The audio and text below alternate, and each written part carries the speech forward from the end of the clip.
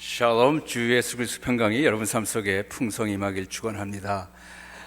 오늘 예배를 드리면서 찬양을 인도하시는 찬양단들 참 너무 감사하고요. 그리고 성가대의 찬양 너무 아름답습니다.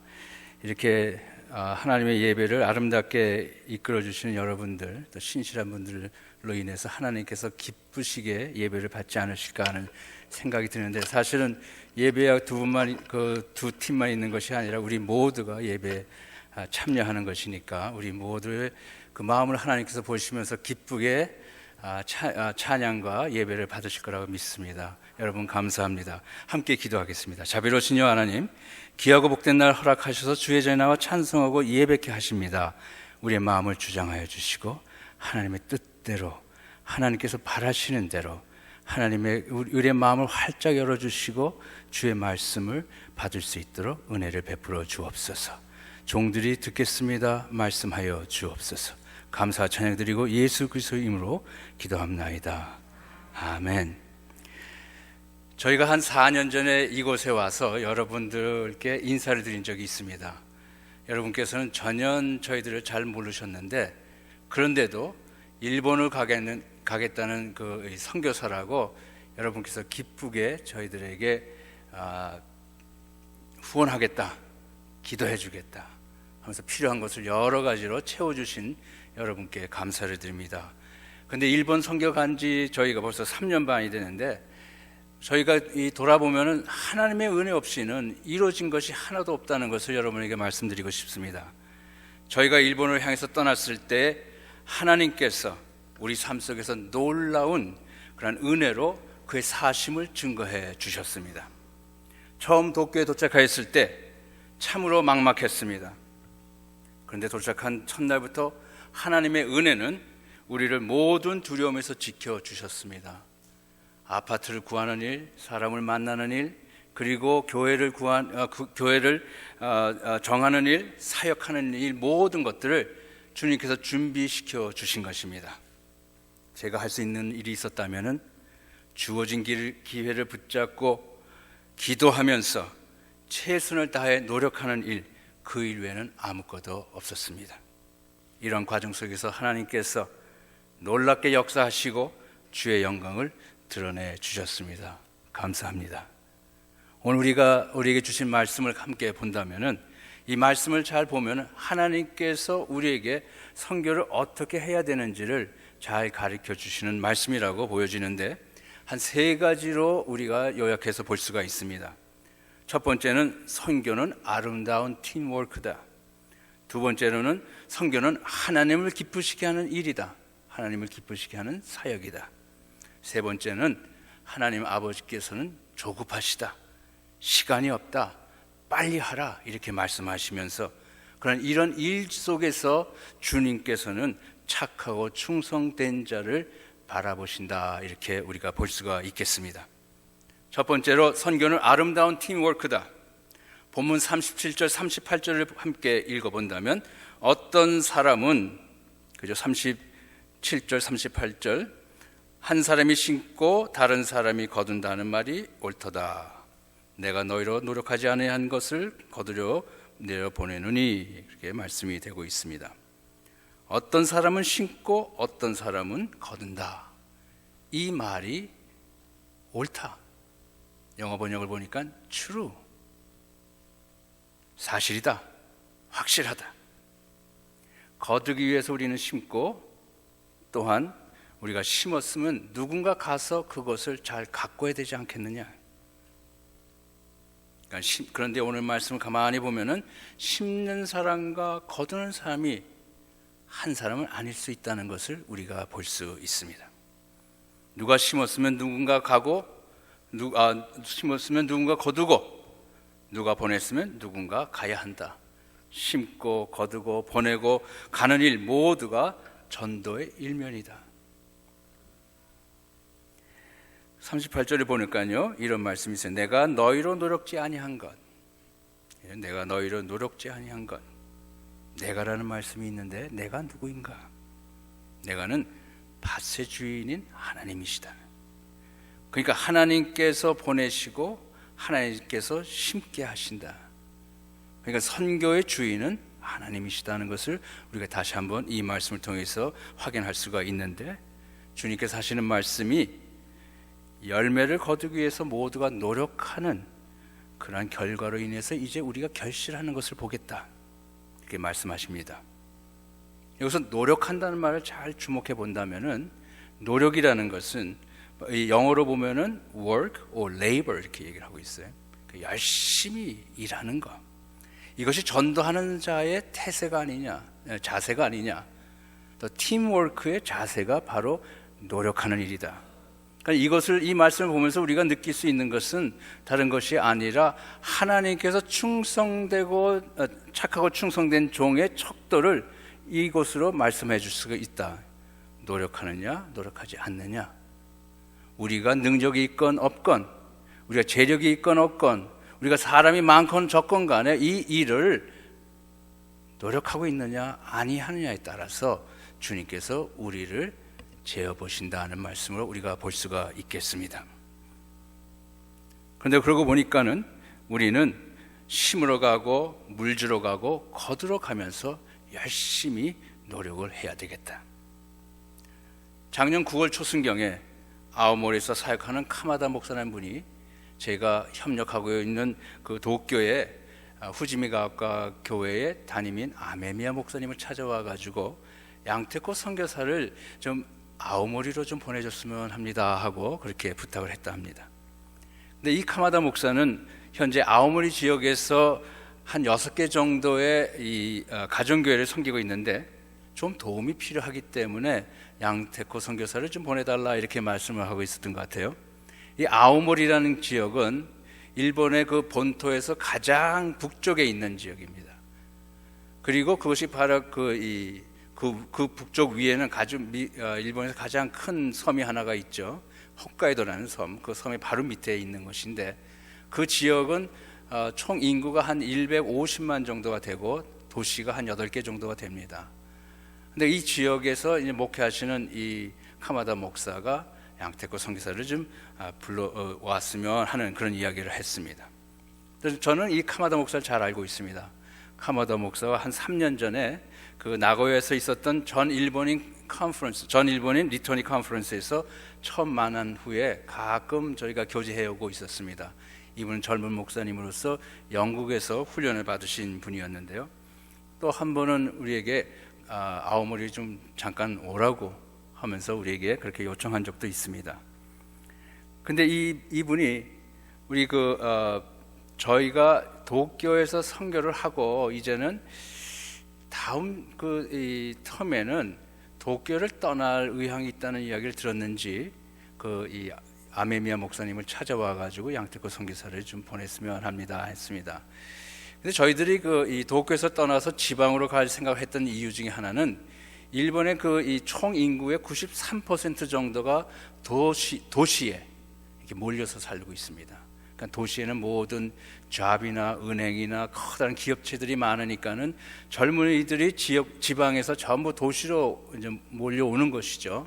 그러니까 지방에서 살 수가 없습니다. 그러니까 젊은이들이 전부 도시에 살다 보니까 지방에는 이 학교도 없어지고 모두가 대부분이 다 이렇게 노후화되는 그런 경향이 있습니다. 그런데 이것이 또한 교회에다 주는 그런 임팩트 역시 대단한 것이죠.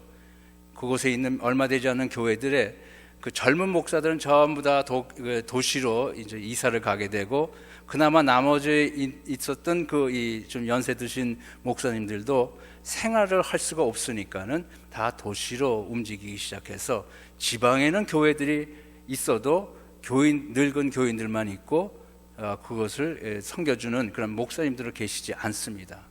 제가 그 얘기를 들었을 때 너무나 마음이 안타까운 거예요. 근근히 교회를 세워놓는데 그 교회가 이제 다 무너져 가고 있다는 이야기를 들었을 때 우리 마음속에 우리가 지방으로 가야 되는 것이 아닌가 하는 그런 생각을 했었습니다. 근데 아메미 목사님도 저에게 하는 말이 우리 양태코 선교사가 의향이 있으면 제가 협조하겠습니다 이렇게 얘기를 했습니다. 근데 제가 이 아메미야 목사님 이야기를 들을 때 사도행전 16장 이야기가 생각이 났습니다.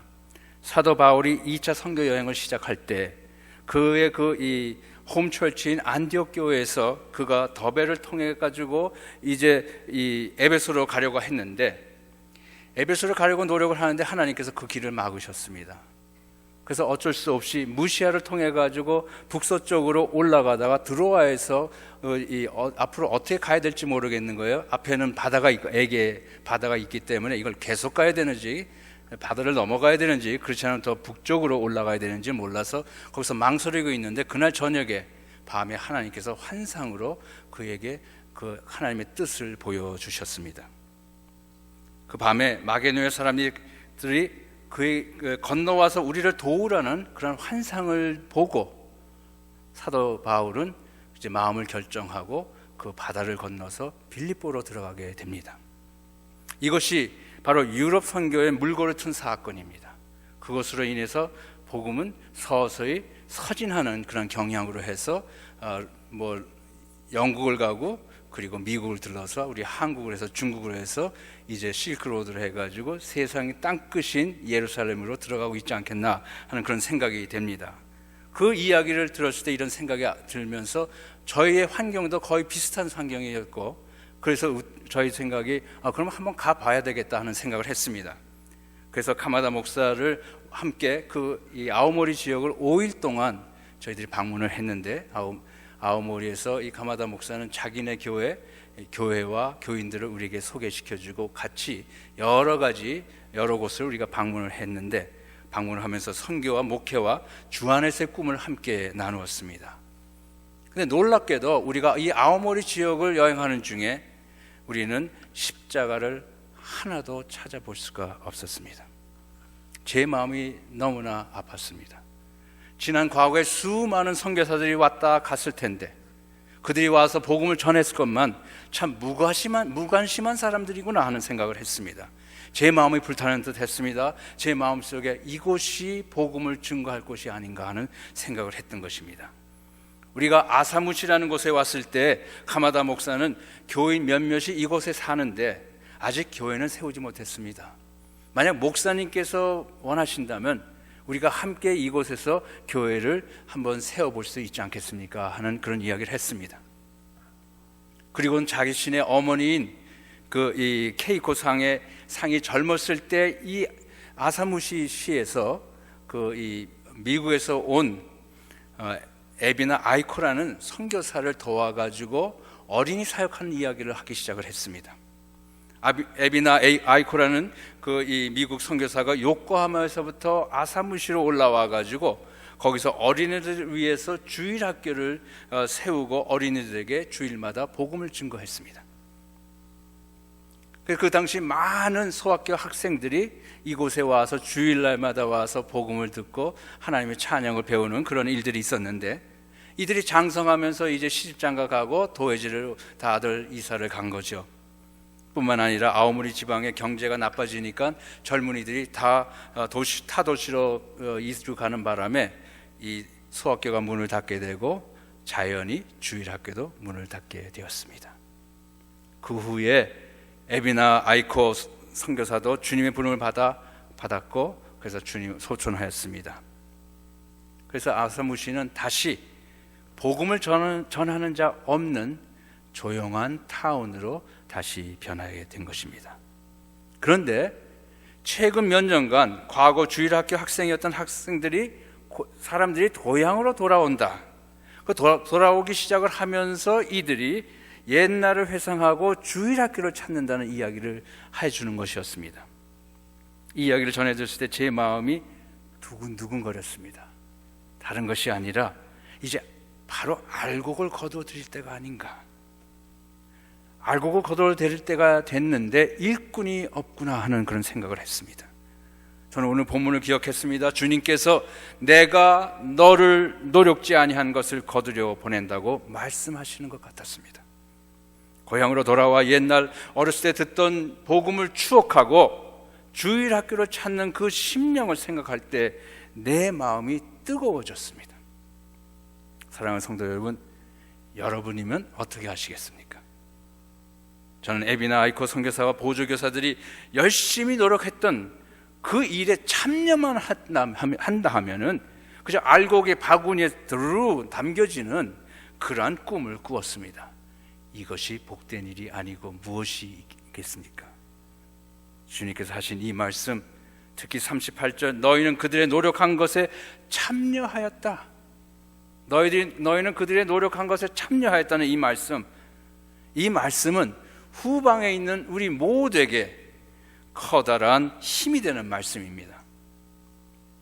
주님께서 성경은 마치 종합예술과 같이 종합 믿음 사역이다 이렇게 말씀하는 것 같습니다. 씨 뿌리고 거두는 자 뒤에는 보낸 자와 후원자가 있고, 그렇기 때문에 복음 사역은 그때나 지금이나 팀 사역으로 이루어지는 것이다. 파이프라인을 우리가 연결할 때 보면 파이프와 파이프 사이에 연결고리가 있지 않습니까? 이 연결고리가 바로 우리들의 이 사역들이 아니겠는가? 우리가 일을 아주 잘하고 우리가 아주 능력이 있는 것이 아니라 우리의 할 수 있는 그 어떠한 일도 우리가 함으로 인해서 이 연결고리가 되는 것이 아니냐. 이것이 바로 팀 사역이고 주님께서 바라시는 노력하는 일이라는 것입니다. 그렇기 때문에 참여가 얼마나 중요한지를 더욱더 강조하시는 거예요.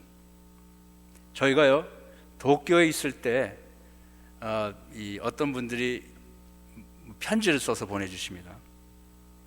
격려하는 거죠. 얼마나 선교사님 고생이 많습니까? 어떤 분들은 이 박스에다가 이 영어 성경을 보내는 거예요. 우리가 영어 사역을 한다니까. 그리고 또 여러 가지 다른 도서들을 보내면서 우리에게 영적인 도움을 주려고 참 노력하는 그런 모습을 봤습니다. 근데 요즘에는 카카오톡이 터지니까 카카오톡을 통해 가지고 좋은 글도 보내주고 또 거기다 비디오 같은 것도 막 붙여가지고 보내주시니까 우리가 그걸 보면서 어떤 때는 웃기도 하고 어떤 때는 커다란 은혜를 입는 그런 경우가 참 많이 있습니다. 어떤 분은 아이스박스에다가 굴비를 넣어가지고 거기다가 드라이 아이스를 넣어서 이렇게 보냈어요. 택배로 보낸 것 같은데 그게 이 통관 과정 시간에 좀 시간이 걸려가지고 우리가 받았을 때는 딱 여니까 거기에 굴비 같은 게 있고 그 다음에 포렇게 가비가 있는 거예요. 가비는 일본 말인데 그거는 곰팡이 꽉 찬 거예요. 먹을 수는 없지만은 그러한 마음을 저희들은 받았습니다. 참 사랑스러운 마음. 그걸 보면서 하나님의 은혜가 이렇게 지극하구나. 그렇죠. 너무나 감사했어요. 저희들이 미국으로 오니까 많은 우리 성도님들이 저희를 반기는데 또 한쪽으로는 매우 미안한 그런 얼굴을 가지고 있는 거예요. 그 표정을 보면서 저는 그런 생각에서 저분들이 내가 대단히 훌륭한 믿음을 갖고 있는 것으로 여기는구나. 전혀 그렇지 않아요. 그렇지 않습니다. 여러분들 역시 그 자리에서 아주 매우 훌륭한 일들을 하고 있습니다. 여러분들이 잘 아셔야 될 것은 하나님의 사역에는 기도 없이는 이루어지는 것이 없다. 여러분들은 끊임없이 일본 선교를 위해서 이곳에서 기도해 주셨습니다. 이곳만 아니라 집에서도 마찬가지로 또한 어떠한 특별한 미팅 같은 데서도 일본 선교를 위해서 기도해 주신 분들이 많이 있습니다. 기도 없이는 이루어지는 일이 없고 저희들은 전방에서 일을 하면서도 그것을 경험하고 있었습니다. 물론 재정적인 후원 역시도 매우 필요한 것이고 시시때대로 단기 선교사들을 보내서 계절적으로 돕는 일도 매우 중요합니다. 여러분들은 모두 잘하고 있습니다. 자기가 할 수 있는 일의 노력을 아끼지 않았기에 전방에 있었던 저희들이 주의 일을 감당할 수 있었다는 사실을 여러분들이 꼭 기억해 주시기를 부탁합니다. 포틀랜드 영락교회 여러분들은 선지자의 복을 받을 것이라고 분명히 믿습니다. 선교는 참으로 아름다운 팀 사역이다. 두 번째로는 선교는 하나님을 기쁘시게 하는 사역이다. 우리들의 야망과 우리의 욕심을 채우려고 하는 사역이 절대 아닙니다. 오직 하나님의 마음, 그분의 뜻을 이루는 것, 하나님을 기쁘고 흡족하게 하는 일, 그 일을 우리들이 하는 것이다. 그러면 하나님께서 기뻐하시는 일이 무엇입니까? 누가복음 15장 10절에 보니까 죄인 하나가 회개하면 하나님의 사자들 앞에 기쁨이 되느니라.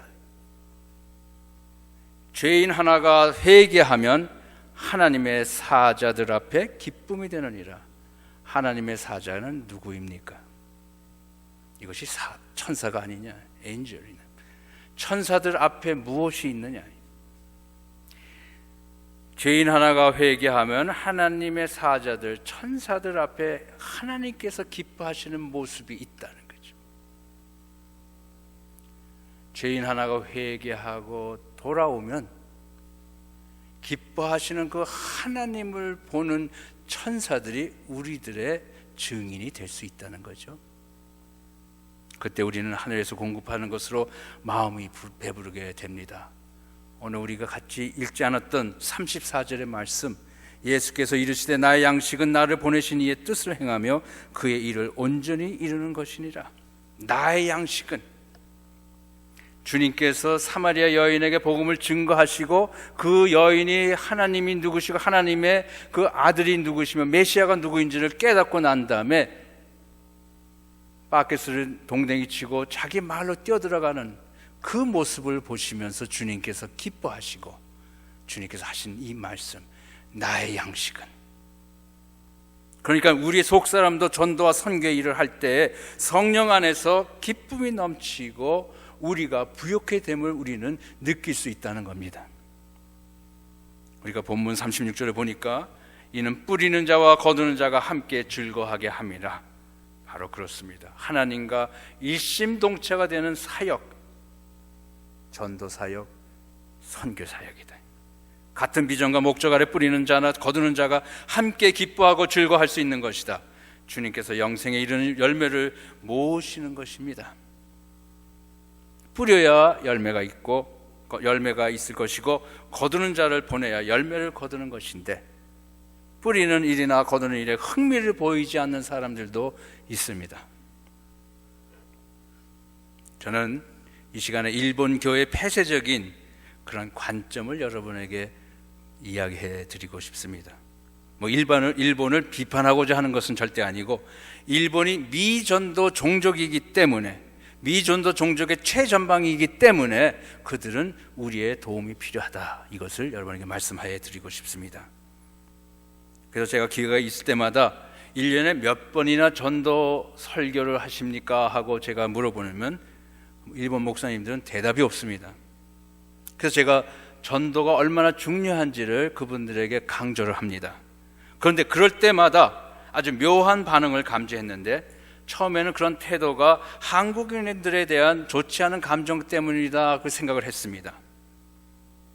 물론 한국교회가 부흥한 것을 본다면 참 놀랄 일이 아닙니까? 시기가 날 정도입니다. 그런데 일본 사람들의 반응은 한국교회가 부흥해서 이룬 것이 무엇이냐, 숫자적으로 부흥해서 무엇을 이루었느냐, 이런 얘기를 하고 있는 겁니다. 사회가 부패했고 대통령이나 정부 고관들이 교회 직분자들이라고 하면서도 부정을 앞질러서 한다는 은근한 비판의 소리였습니다. 제 낯이 붉어졌습니다. 그러나 저는 한국인을 대표해서 그곳에 간 것도 아니고 크리스찬들의 부정부패를 변호하는 자로 그곳에 간 것도 아닙니다. 저의 소명은 다른 것이 아니라 예수를 믿으라, 그러면 구원을 받는다, 그리고 영생할 것이라는 그 복음의 메시지였습니다. 물론 크리스찬으로 윤리적 연대감을 부정하는 것은 아닙니다. 그렇다면은 저뿐만 아니라 그들 역시도 그 책임에서 자유로울 수는 없습니다. 그러나 우리가 잘 알아야 할 것은 판단은 주님의 일이니 주님께 맡기는 겸손이 필요한 것이다. 몇몇의 그 썩은 사과 때문에 사과를 통째로 버릴 수는 없지 않습니까? 그러나 일본 사람들의 그 숫자적 부흥을 무시하는 태도는 용서할 수가 없습니다. 사도행전을 우리가 읽을 때 보면은 숫자적 부흥에 대해서 많이 언급하고 있습니다. 우리가 진정 예수의 제자라면 주께서 요구하시는 일, 주께서 기뻐하시는 일이 무엇인지를 반드시 알아야 된다. 그것은 주님께서 우리에게 마지막으로 남겨주신 말씀, 너희는 가서 모든 족속을 나의 제자 삼으라. 땅 끝까지 나의 증인이 되라. 우리는 복음 전도와 제자 삼는 일을 열심히 하고 나머지 알곡이냐 쭉쟁이냐는 성령께 맡기는 겸손한 태도가 필요한 것이다.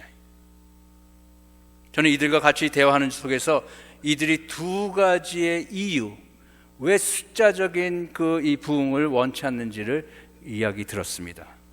일본이 복음으로 부흥할 때마다 국가의 조직적인 탄압이 있었다. 350년 전에 프란시스 제비어가 처음으로 복음을 전할 때에 몇 명의 영주를 중심으로 해서 근 10년도 되지 않은 때에 30만의 크리스찬으로 불었습니다.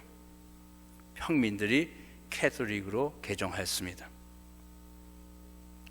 그런데 일본에 있는 그 많은 무사들이나 그 사람들이 보니까 이 동남아 아시아의 많은 나라들이 이 유럽 나라의 식민지화 되는 것을 보았습니다. 식민지화 하는데 제 앞장선 것이 바로 크리스찬으로 변화시키는 일이었다. 전도하는 일이었다. 그렇기 때문에 이 일본 사람들이 즉각적으로 그것을 스탑시키고 이 종교로 나라를 변화시키 식민지화하겠다는 이들을 붙잡고 결국은 모두를 다 죽였습니다. 이때부터 일본은 세국 정책을 쓰기 시작했고 조직적으로 기독교 탄압을 시작했던 겁니다. 두 번째 이유로는 2차 대전 패전 후에 미국이 200~300명의 선교사를 불러들여서 일본을 교화한다 하는 그런 생각들을 했습니다. 서구의 크리스찬 문화로 일본을 세뇌한다 이렇게 하면서 오히려 반미 감정을 부추기는 그런 정치인들로 인해서 교회는 정치인으로 인해서 이 사람들은 이 크리스찬에 대해서 매우 부정적인 감정을 갖게 된 겁니다. 그때 교회는 부흥했으나 이 목사들이 하는 얘기가 지금 남은 것은 하나도 없다 이렇게 우리에게 주장을 했습니다. 저는 이러한 이야기를 들었을 때 일본 사람들의 마음속에 잠재해 있는 그 두려움을 보는 듯 했습니다. 이들은 자신들의 정체성을 잃을까 두려워했습니다. 그러나 그것이 옛날 도요토미 히데요시 때나 2차 대전 직전 일본 군부가 일본인들의 통합을 목적으로 해서 이용한 선전문의 주 골자였던 사실은 그들은 깨닫지 못했습니다. 이런 생각은 아직도 이들 마음속에 깔려 있습니다. 타 교회나 교단과의 교제를 은연중에 멀리하고 있습니다. 숫자적 성장을 무시하는 그러한 목회자가 꽤 많이 있습니다. 작년 11월 22일부터 3일 동안 프랭크 그레함 목사가 도쿄 무도관에서 대대적인 전도 대회를 했는데 이 프랭크 그레함 목사는 빌리 그레함 목사의 아들 아닙니까? 그러니까 빌리 그레함 그 전도 대회하고 똑같은 방식으로 준비를 했는데 많은 교회들에게 참석을 요구했습니다. 그러면서 1년 반 전부터 그것을 계획하고 준비를 했는데 이 대회를 언급한 교회는 몇 안 됐다. 교인들에게 이웃에 믿지 않는 이 친구나 여러 사람들을 같이 초청해서 무도관에 가서 하나님의 은혜를 잊자, 그리고 그 사람들을 예수로 전도하자 이렇게 부탁하는 그런 목회자가 몇 명 되지 않았습니다. 그 대신에 부정적인 관점으로 이 대회를 바라보고 그것이 어떻게 잘 되나 하고 너희들이 그 숫자적인 부흥을 노력하지만 그게 되겠느냐 하고 하는 생각을 쳐다보는 사람들이 더 많이 있었습니다. 열심히 해도 부족한데 교회가 뒷짐을 지고 있었습니다. 이런 생각이 목회에 미치는 영향은 정말로 놀랍습니다. 예로 들자면은 리터니 문제가 심각합니다. 리터니, 귀국자들, 외국에서 예수님을 영접하고 크리스찬이 돼가지고 다시 일본으로 돌아온 사람들, 리턴이라고 얘기를 하죠. 귀국자들이다. 근데 이 사람들이 열심히 자국에 돌아와서 교회에서 신앙생활을 하려고 하는데 이 사람들의 정착률이 무척 낮다. 대부분 다 교회를 떠난다는 겁니다. 일본 교회들은 자기 교회 세례자들에 대해서 집착이 대단합니다. 그렇기 때문에 외부에서 세례를 받은 사람들을 인정하지 않으려고 하는 그런 경향이 꽤 큽니다. 그런데 그 중에서 특히 외국에서 세례를 받았다, 자기 교회에서 제세를 받았으면 좋겠습니다 하고 종용하는 일이 종종 있습니다. 여러분들은 왕따라든지 이지메라는 말을 잘 들었을 겁니다. 왕따, 이지메. 일본은요, 가정에서부터 학교, 사회, 직장, 하다못해 교회에서까지도 이지메 문화로 겹겹이 보호된 사회입니다. 쉽게 말하자면 사람이 모이는 조직 속에는 인그룹과 아웃그룹이 보이지 않게 형성되어 있다. 자체 세례는 인그룹이고 외부 세례는 아웃그룹으로 밀려나게 되는 겁니다. 외국에서 예수 믿고 세례받고 신앙생활 하다가 귀국한 사람들, 리터니들은 자연히 아웃그룹이 되고 지교에서 세례받은 자만이 인정을 받고 인그룹이 됩니다. 아무리 신앙심이 투철하고 열심한 신앙인이라도 아웃은 아웃이다. 저는 아웃입니다. 물론 한국 교회에도 이러한 현상이 있지만 그렇게 심각한 것은 아닐 것이라 이렇게 생각됩니다. 특히 일본 교회같이 교인의 수가 많아야 5, 60명 되는 그런 교회에서 한두 명이 얼마나 금싸라기 같습니까? 그런데 아닙니다. 이들의 생각은 좀 다릅니다. 상관이 없습니다. 제가 3년 전 일본인 리터니 컨퍼런스에 참석해서 마음이 아팠던 것은 주의 복음으로 변화받고 조국으로 돌아와서 함께 변화받는 교회 생활을 하겠다는 그러한 리터니들의 마음에 찬물을 끼얹은 자는 불신자가 아니라 자국 내 신자들이었다.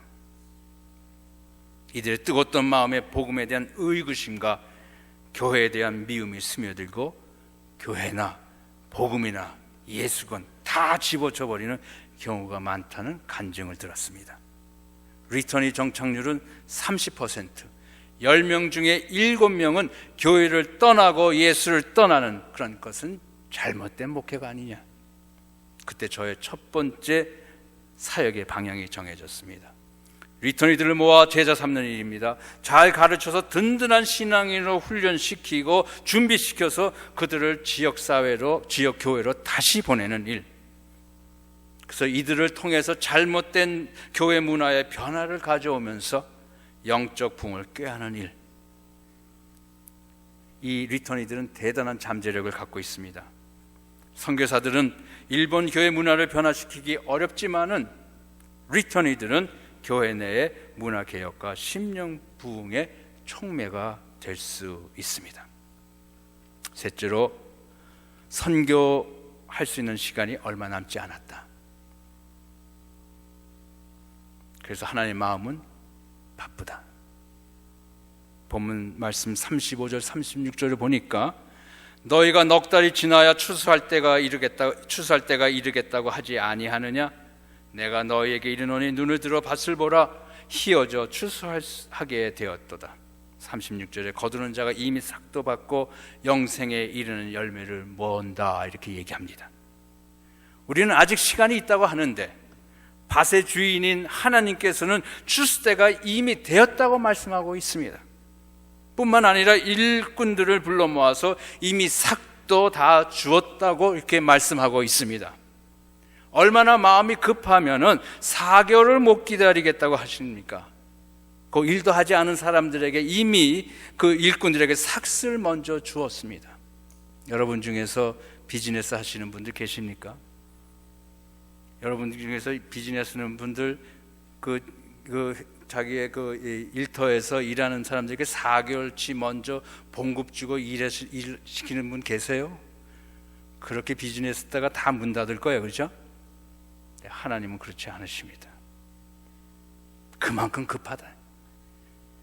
뒷짐지고 전도하고 선교하는 그때가 아니다.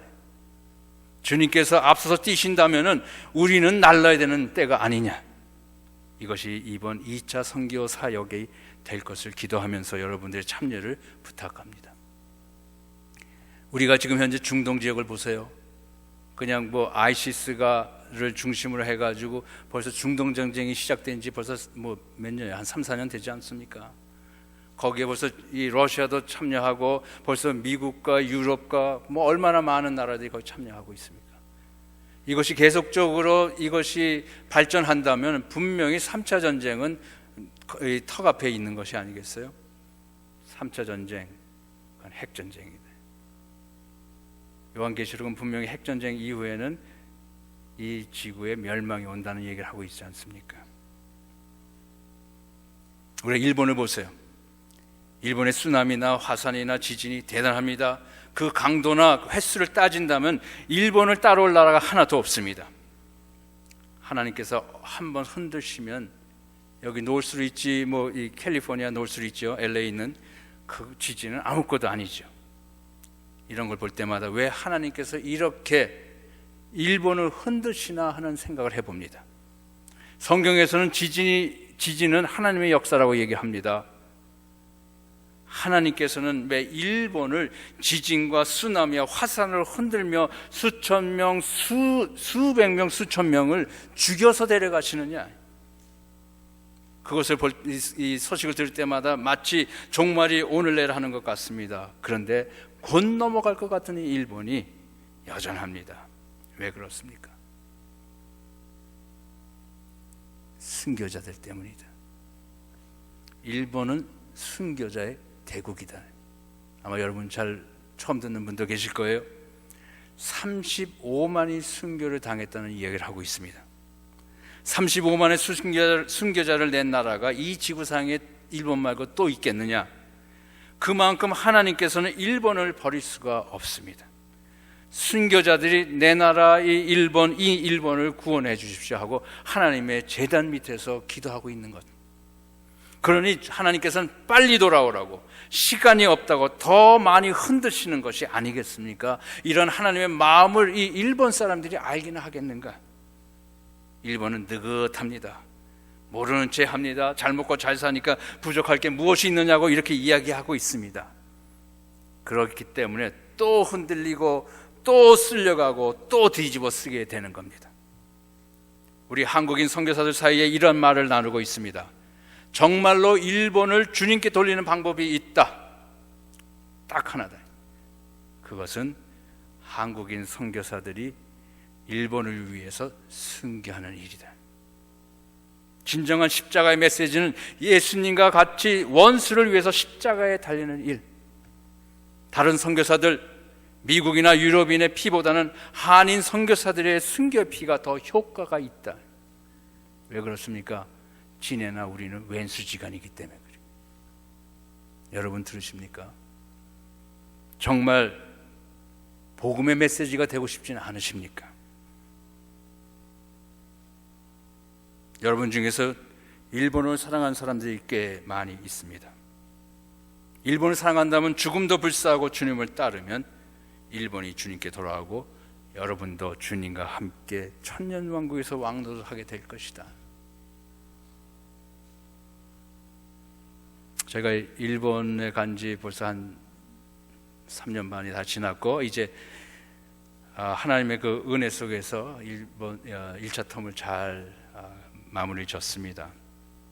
그걸 되돌아보면서 정말 하나님의 은혜 없이는 된 것이 하나도 없다. 아까 말씀드린 것 같이 뿐만 아니라 사랑하는 성도 여러분들의 그 기도와 재정적인 후원을 통해서 하나님의 주사에게 함께 동력을 할 수 있게 된 것에 대해서 무척 감사하게 생각합니다. 감사합니다.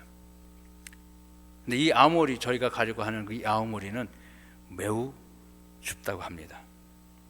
아오모리는 겨울이 매섭다고 하고 눈도 많이 오고 또 바람도 매섭고 춥다고 하는데 주님의 은혜 속에서 사실 두려울 것이 무엇이 있겠습니까? 저희 생각에는 이번에 2차 텀에는 교회를 개척해야 되겠다. 1차 텀에 많은 일본에 대해서 이제 배웠으니까 2차 텀에는 그 배운 것을 가지고 이제 들어가서 교회를 개척해야 되겠다. 아오모리의 여러 도시, 목회자가 없는 그 교회들을 찾아다니면서 그곳에 있는 지도자들을 발굴해내서 그들을 또한 훈련도 시키고 또 이 아사무시에서 교회를 개척하면 참 좋겠다는 그런 생각을 하고 있습니다. 저희들이 이 아오모리 그 첫 번 정착할 곳은 아사무시라는 곳인데 일본에 아주 유명한 온천이 있습니다. 잘 들으세요. 근데 저희가 교회로 사용할 그 건물을 보고 왔는데 2층 건물로 아래층에는 예배를 드릴 수 있는 커다란 공간이 있고 또 이 식당도 있고 창고도 있습니다. 2층에는 한 10개 정도의 방이 이렇게 있습니다. 이 건물을 돌아다 보면서 교회와 제자 훈련 센터를 세우면 어떤가 하는 생각을 했습니다. 리터니 훈련소, 지도자 훈련소, 바울 사도의 에베소의 두란노홀 같이, 그래서 그 지역의 영적 부분을 가져온 것 같은 그런 이 성경 공부 홀을 만들면 좋겠다는 생각을 했습니다. 그 교회를 빌리는데 400불밖에 되지 않습니다. 그 이야기는 워낙 기니까 나중에 말씀을 드리고, 그거 역시 하나님의 은혜로 저희들이 400불에 빌리게 됐습니다.